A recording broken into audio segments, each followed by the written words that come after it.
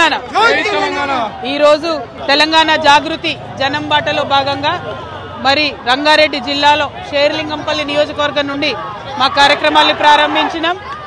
Serilingampally particular గా చూడడానికి చాలా పెద్ద కాన్స్టిట్యుయెన్సీ అనిపించినా మరి ఇక్కడ అనేక మంది పేదవాళ్ళు ఉన్నారు, పేద బస్తీలు ఉన్నాయి, ఆ బస్తీలలో సమస్యలు ఉన్నాయి. 2014లో 64 చెరువులు మరి షేర్లింగంపల్లిలో ఉంటే ఇవాళ అనేక చెరువులు కబ్జాకు గురైనాయి.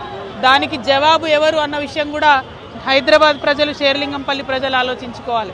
ఒక పక్క వారసత్వంగా వచ్చిన తెలంగాణ ఆస్తులు పోయినాయి, ఇంకొక పక్క పేద ప్రజలకు ఎటువంటి ఫెసిలిటీస్ పెరగలేదు, ఇంకొక పక్క పెరుగుతున్నటువంటి ట్రాఫిక్, అన్ని చోట్ల నుంచి వచ్చి ఇక్కడ సెటిల్ అవుతున్నటువంటి ఇతర రాష్ట్రాల ప్రజలు రకరకాల కష్టాలు షేర్లింగంపల్లిలో ఉన్నాయి.